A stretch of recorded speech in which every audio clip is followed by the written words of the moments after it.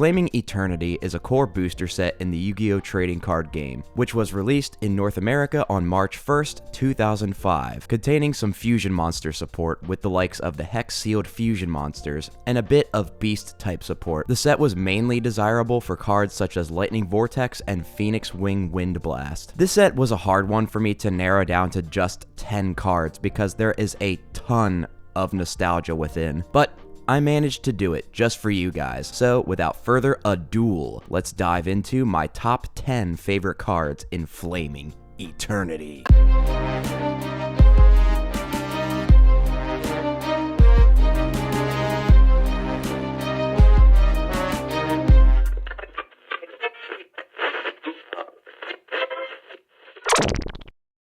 Up first on the list at number 10 is Insect Knight. Insect Knight is an Earth level 4 insect normal monster with 1900 attack and 1500 defense, whose iconic flavor text reads, "Of all insect fighters, he is the paragon of the indestructible insect invaders, which only the elite can join. We can no longer ignore their unmatched battle prowess." If we're starting off the list with this banger of a meme card, then it must have been quite the set for me. With an impressive overall stat line for a level 4 monster, he's a solid choice if you decide to make a deck with only normal monsters. Although I don't really know why you do that unless you don't really care about winning matches. Funnily enough, Insect Knight did see some play in Demise OTK decks, since it was the best statted level 4 insect monster to be used with advanced ritual art to go into Demise King of Armageddon, which then could be banished from the graveyard to summon Doomdozer. I've always loved vanilla monsters, and just monsters in general with a high stat line, since as a younger kid, my brother and I always played a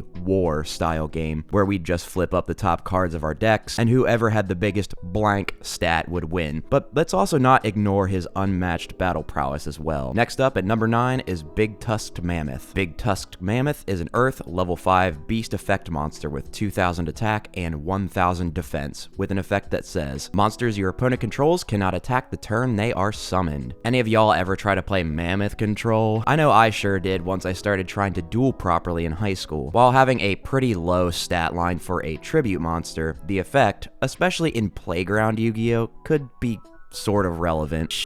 I might even tech this thing into my Flawanderies deck in Master Duel just to counter Tenpai. God, Tenpai, am I right? The artwork of this card is also kind of sick. Him literally splitting a goddamn tree in half while going on his rampage. Why do you guys think he's so mad? Comment down below. And at the number 8 spot on our list is Lightning Vortex. Lightning Vortex is a normal spell card which reads, discard 1 card. Destroy all face-up monsters your opponent controls. Okay, now we're getting into some premium cards. Despite being a Wish.com Raigeki, since Raigeki was either limited or banned for most of its lifetime, people were clamoring for another semi-competent board wipe. And Lightning Vortex was just the card to scratch that itch. This was one of the not super broken board wipes I actually owned while dueling in high school, which actually saw competitive play. Forget Hammershot's measly singular monster destruction effect. This was the real meta shit. Lest we also forget to mention how good this card is in Duel Links. I loved this card as a kid since in our amateur format, the discard was usually always worth wiping not only my opponent's board, but the eating grin off their face. I believe Lightning Vortex will go down in history as one of the best lower powered versions of banned cards in the game. Not the best, especially not today, but one of them nonetheless. And at our number 7 spot is Blast Magician. Blast Magician is a fire level 4 spellcaster effect monster with 1400 attack and 1700 defense with the following effect. Each time a spell card is activated, place 1 spell counter on this card when that spell card resolves. You can remove any number of spell counters from this card, then target 1 face-up monster on the field with attack less than or equal to the number of counters you removed times 700. Destroy that target. Anyway, I started blasting. Bang! Bang! All of those older spellcaster type monsters with spell counter based effects have such a badass aesthetic. I'm talking about this guy, Breaker the Magical Warrior, Dark Red Enchanter, etc. The angular look of their robes really sold the fact that they weren't just magic users, they could you up with whatever they had at their disposal. My brother owned this card after obtaining the Spellcaster's Command Structure deck, which included the OG Endymion cards. While not super good, this guy was a menace when my friends and I played against my brother's Spellcaster deck. For all of those reasons, Blast Magician has always held a special place in my heart. And up next at number 6 is Golem Sentry. Golem Sentry is an Earth level 4 rock effect monster with 800 attack and 1800 defense with an effect that reads, once per turn, you can change this card to face down defense position. When this card is flip summoned, target one monster your opponent controls, return that target to the hand. What a he look like that, goofy looking at. That aside, the main reason I like this card so much is that in one of my older Yu-Gi-Oh games for the Xbox 360, I enjoyed playing what is known as a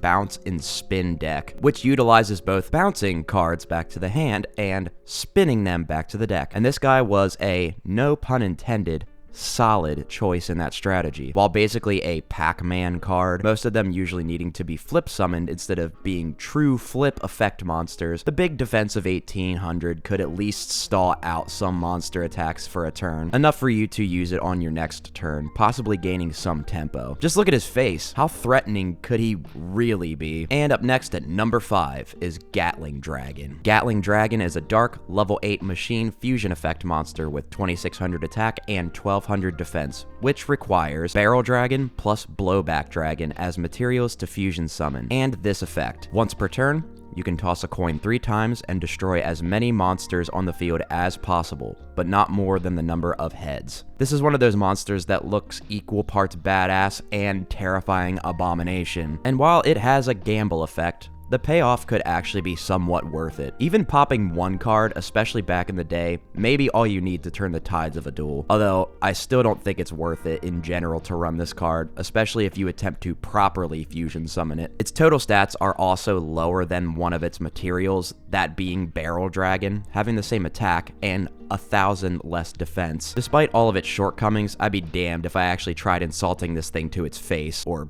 whatever the these things are. I can imagine saying just one negative thing about it and becoming Swiss cheese after it realizes what I just said to it. And at our number 4 spot on the list is Armed Samurai Benkai. Armed Samurai Benkai is a dark level 4 warrior effect monster with 500 attack and 800 defense with an effect that reads, for each equip card equipped to this card, it gains 1 additional attack during each battle phase. Bro, I always loved the older jank decks of the game, and Benkai OTK was one I enjoyed. Equip spells like Mage Power and United We Stand could bolster this MFer to ludicrous heights. I always wondered why he's a level 4, but honestly, with those equip spells, he could get to way higher stats than that level suggests. His name definitely describes him perfectly. He do be a samurai, and he do be armed to the goddamn teeth, all while taking a barrage of arrows. True alpha. And up next at number 3 is Space Mambo. Space Mambo is a water level 4 fish normal monster with 1700 attack and 1000 defense with the following flavor text. A space mambo floating in the vast universe. This living relic was found in the ruins of a super civilization on Alphard 4. Here we have another one of Konami's nearly direct references to their older video games. This one being Space Manbo,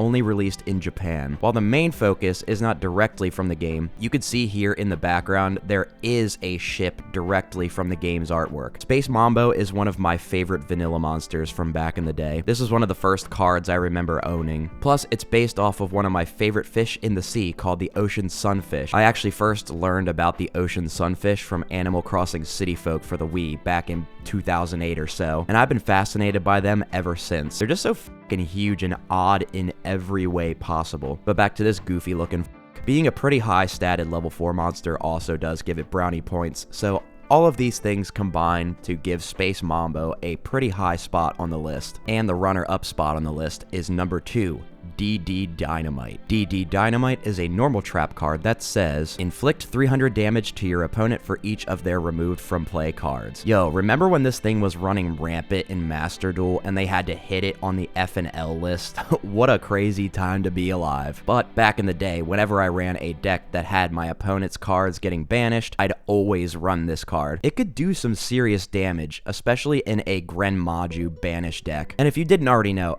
I fucking love Grenmaju to Aiza. Especially in a Grenmaju deck, you might not even have to do much damage to finish off your opponent with this card, since Grenmaju will most likely be at over 4,000 attack, sometimes getting up to over 8,000. So a chainable trap card that can do burn damage is infinitely valuable as a finisher. You know who I want to finish me off though? And the winner for my favorite card in Flaming Eternity goes to Gearfried the Swordmaster. Gearfried the Swordmaster is a light, level 7 warrior effect monster with 2,600 attack and 2,200 defense, with an effect that says, cannot be normal summoned or set, must be special summoned with release restraint. Each time an equipped card or cards is equipped to this card, target one monster your opponent controls, destroy that target. Bro, it couldn't have been anyone else. If you looked up Badass Warrior on Google Images, he's the guy that would fit that description the best. From its good stats, to its high level, to its cool-ass artwork, to the lore behind it, I can't really see anything wrong. Well, maybe the summoning condition, because if it was unrestricted in that regard, the effect is actually pretty sick, not even being a soft once per turn. You guys think that's some sort of energy sword like in Halo, or is it just glowing for no reason? Anyway, him canonically being an unleashed Gearfried the Iron Knight is just too cool to ignore. Going from hating equipped cards to absolutely needing them to function is a nice dichotomy, as well as going from level 4 with decent stats to level 7 with good stats. Also, is this guy an elf? Just look at the ears. Look, I'm not stereotyping, so stop calling me racist in the comments. I just always assume in fiction that elven folk have pointed ears. All in all, Gearfried the Swordmaster has always been, and will always be, one of my top 10 favorite monsters of all time, let alone my favorite card in Flaming Eternity. Well, folks, what did you think about the first set of 2005? Was it a dud? At least when it comes to your favorite cards, not necessarily competitive viability, or was it a stud? But that's it for my time, guys. Remember to like the video, subscribe if you're new here to become a scrubscriber, and comment down below what your favorite cards are in Flaming Eternity. But before I sign off, I am now able to receive super thanks from you guys, and I have channel memberships available. There should be a couple buttons somewhere below this video if you'd like to help support the channel, and also if you have the means to do so. And if you become a channel member, you get some cool little perks. But like I said, don't just donate if you can't afford it. That would just be stupid. And I will see you guys next time.